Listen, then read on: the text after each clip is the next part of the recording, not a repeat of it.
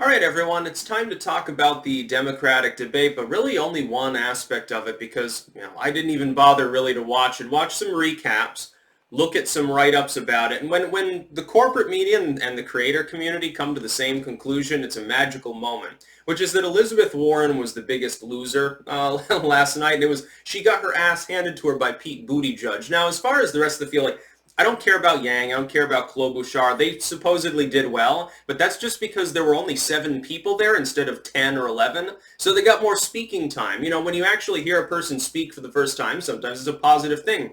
Klobuchar, universally agreed upon to be the biggest winner. Watch her polling numbers. I bet they spike a few points in the next weeks.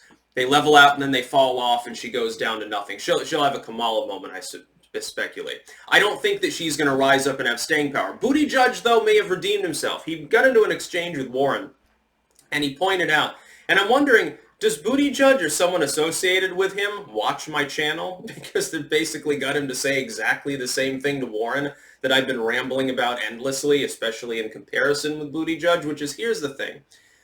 Warren went after him and said, you take corporate money. Ha ha, I'm grassroots, essentially. And he said, well, yeah, I take corporate money, otherwise I wouldn't be up on stage, which is an honest answer, sidesteps the entire, by the way, hegemon of political speech within the Dems. This is why you need to nominate Buttigieg. If I was questioning or skeptical even a little bit before, now it just solidifies my opinion. He's your man, Democrats. He is the one who can win, potentially. None of these other losers can pass muster. They'll lose against Trump in a spectacular fashion. Even he would be a long shot due to the good economy, but at least he'd have a chance. He'd lose by a much smaller margin anyway, even if he loses. So I strongly suggest you take him more seriously. Warren, though, had said, well, I'm grassroots. I'm the poobah of little people, and you're a corporate pawn.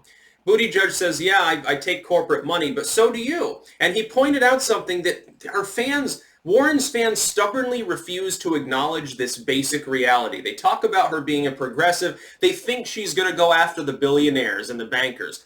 She takes their money in a spectacular fashion. She's loaded down with more corporate cash than almost any other candidate. She's just not currently soliciting that money. The only way in which she is grassroots is that the corporate money is from the last campaign. Here's how she did it. And it was around the time that it became clear this is what she was doing. This is how you knew she was running in this election. It was all a ploy. It's been a ploy for years. She's been planning this since 2014 or 15. Based on some of the things she did then, where she moved into a position where she was trying to be the missing link between the moderate corporate side of the party and the left. And she's kind of sort of done it, but then Bernie Sanders arrived and really has spoiled her fun since then. Thank goodness. Bernie Sanders doing something useful, keeping Elizabeth Warren from being the nominee and probably giving it to incoherent Biden, who will lose in a spectacular fashion. Nominate Buttigieg or you lose. And here's the thing. Elizabeth Warren took tens of millions of dollars in corporate cash in her prior election, in her Senate career, because she pretty much was running unopposed. Now, I like Shiva, but there was never any chance that Shiva was going to be the winner. There was never any chance of the Republicans flipping her seat. They didn't even really bother to campaign. It's sort of like they put up a punching bag, Warren takes a few jabs, and then walks across the finish line. That's basically how the Senate career there works. You've got an incumbent, deep blue state, relatively popular in her state. I think she led by 20, 25 points. So she got all this money. Oh yeah, Goldman Sachs, come on in. Merrill Lynch and fucking Google and all these others. She took their money and then didn't use it. She put out a few ads. She makes a few campaign stops. And when you're in a small state like Massachusetts, it doesn't take nearly as much money to campaign as if you're California or Texas or something. There's a reason why the Senate actually, senators from smaller states, a little bit more like a representative, a bit more beholden to the people, and therefore usually a bit more left-leaning in some cases. You may have noticed this demographically. Let's put it this way. She's got $20, $30 million in corporate cash. And so she didn't need to ask for the same donation twice. So in this campaign, she could pretend to be grassroots. And she does this every single day. There are 2 things Elizabeth Warren says. And Buttigieg has to have noticed this. Big structural change, which is a meaningless, vacuous, sloganeering piece of bullshit, the same as any other. The same as change we can believe in, keep America great, I like Ike. It doesn't matter. It's sloganeering. It's meant to be catchy. It's something that sticks in your head. It's propaganda in the most literal sense. It's amazing how people don't wise up to this. And the other thing is, I'm grassroots. I don't take corporate money. I'm going to keep the billionaires accountable. No, you won't, because they already bought and sold you years ago. Warren's the most disingenuous person on the entire stage. Now, I'm no fan of Bloomberg, but he doesn't pretend not to be wealthy. I'm not a fan of Joe Biden, but he doesn't pretend, oh yeah, by the way, I don't have PACs helping me out. No, he finally flipped several months ago when he was basically broke. Now all of a sudden he's flush again. I wonder how that happened. Corporations are buying shares of Joe Biden right now. The only one on that stage that's genuinely grassroots is Bernie Sanders. He's the only one that's not taking any corporate money. And I don't think if you think that he's going to be the nominee and he's going to change the world and revolution, no, that's not going to happen. But if you're a leftist, you should be backing Sanders. Why are you backing Warren? And I'll tell you why. It's because she's almost a decade younger and she's more coherent. Except when she's antagonized. And see, here's the problem. If you're worried about Sanders' electability, listen to me. Hear me out on one thing about Elizabeth Warren if you're backing her because of pragmatic reasons.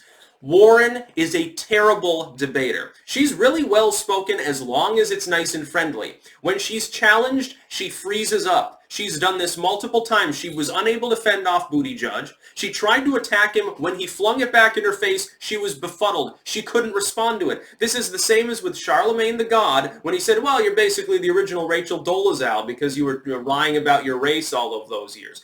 She froze up. She didn't know how to respond. You can tell she's the kind of person, her staff shelter her from the truth, just like Hillary Clinton's staff did, by the way, huge mistake. Didn't want to tell her anything bad because she'd break down and not know how to continue. You can guarantee she's a focus group Democrat too because of the sloganeering being so prevalent. It's not like some of these, it's like when Biden says chip in. Like, oh, I'm going to use some old-timey terms. No malarkey. Chip in $5. It used to be 50 cents back in the day, but inflation is a terrible thing. I remember when I was a kid back in the 40s. It's fucking horseshit. Buttigieg is the only one up on that stage that has the capability of winning an election. And the funny thing is, he's getting questioned about his inability to win in Indiana by Klobuchar, I guess. And that was a big stinging moment for him, and he kind of got flummoxed too and couldn't really work around. Look at the finesse, though, with regards to Warren. When she challenges him, the hegemonic argument made in the left is rich people bad, wealth bad, government good, somehow. He stepped around it entirely and shifted the entire argument. That's what he did. Yeah, I take corporate money, and he sort of blows it off, and he whirlwinds it around and pushes it back at Warren and says, and by the way, you're a wine cellar dweller, basically. You are rich, you take corporate money, stop fucking trying to pretend to be a little person, because we all know no one up on this stage is. We're all rich. We're politicians. We make a lot of money. In fact, Buttigieg probably is the least rich of those people. Being mayor of South Bend, not exactly the highest paying job in the world. By the way, people keep pointing this out. It does make sense. Why is it that so many people get to Congress, they're making a six-figure salary, but after a few years they get like, $100 million in the bank? Where does it all come from? I want to see their tax returns. Now, of course, some of it's speaking fees and book sales and stuff like that, but I mean, come on. I mean, at some point it gets a little bit mysterious. Like Nancy Pelosi, how much would you actually pay to hear her ramble incoherently for 10 minutes before passing out in her mashed potato and gravy? Now, I would pay nothing. You would have to pay me. Well, no, actually, I guess it'd be a funny spectacle, seeing her fall asleep, her dentures fall out in the carrots, and okay, I guess to see what essentially amounts to a Shakespearean tragedy, I guess I could chip in my $50 for the night. That's about all. Peace out.